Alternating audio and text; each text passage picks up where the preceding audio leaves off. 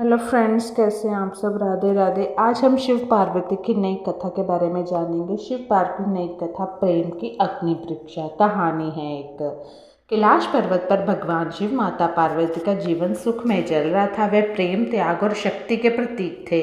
लेकिन एक दिन माता पार्वती के मन में एक जिज्ञासा उठी। उन्होंने शिव जी से पूछा, प्रभु, आप सदा ध्यान और समाधि में लीन रहते हैं। आपने मुझसे विवाह किया है, पर क्या आप मुझसे उतना ही प्रेम करते हैं जितना मैं आपसे। ये सुनकर शिवजी मुस्कुराए और बोले, देवी, प्रेम प्रमाण की वस्तु नहीं है, यह तो अनुभव की बात है।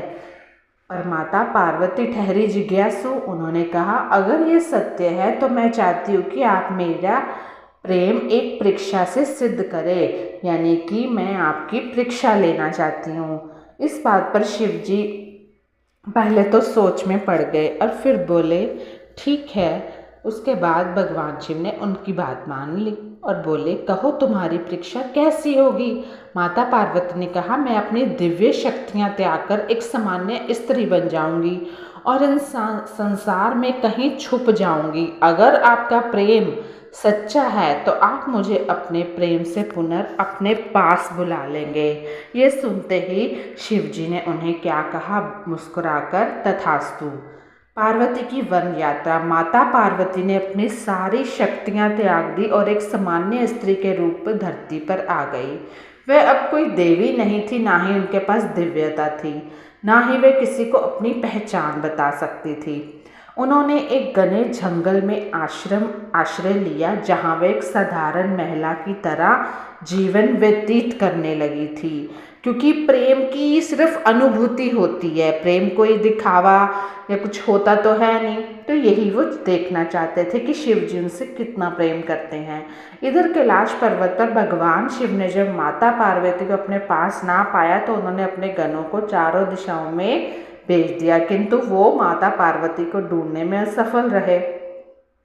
फिर स्वयं महादेव ने योगी का वेश धारण किया और माता पार्वती को खोजने के लिए वन वन घूमने लगे।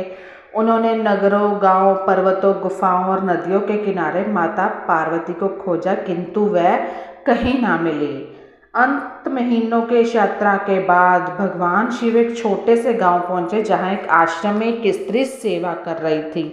वे एक साधारण स्त्रियों की तरह थी, न दिव्यता, न भूषण, न तेजस्विता, किंतु उसकी आंखों में अद्भुत गहराई जरूर थी। उसकी आंखों में प्यार की छलक सी थी। तो शिवजी ने साधु का रूप धारण कर उस स्त्री से पूछा, हे देवी, क्या तुमने पार्वती नाम स्त्री को देखा है। स्त्री ने मुस्कुराकर उत्तर दिया, कौन पार्वती, मैं तो केवल एक साधारण स्त्री हूँ, यहाँ मैं किसी पार्वती को नहीं जानती। लेकिन शिवजी तो ठहरे महाअंतर्यामी।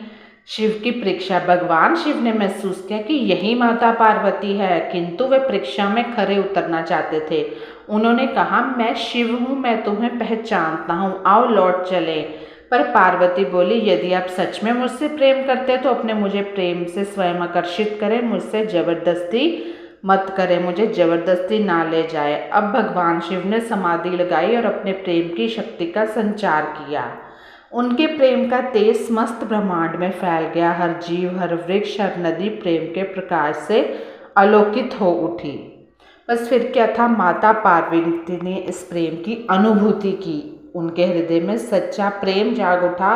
वह पुनः अपने वास्तविक स्वरूप में प्रकट हुई और कहा, प्रभु, आप अनुभव किया जा सकता है, प्रेम भाग्य नहीं, सिद्ध कर दिया कि प्रेम सच्चा होता है। शिवजी मुस्कुराए और बोले, देवी, प्रेम अगर सच्चा हो ना तो वह किसी भी परीक्षा में सफल भी हो जाता है। इसके पश्चात माता पार्वती और भगवान शिव कैलाश लौट गए। तो इस कथा से हमें यह संदेश मिलता है कि सच्चा प्रेम बाध्य नहीं होता, वह आत्मा से अनुभव हो सकता है। शिव और पार्वती का प्रेम यह सिखाता है कि प्रेम ना तो केवल शब्दों में प्रमाणित होता है, ना ही बाहरी रूप से, बल्कि यह एक आत्मिक अनुभव होता है। तो कैसी लगी ये कथा, ज़रूर बताइएगा। हर हर महादेव।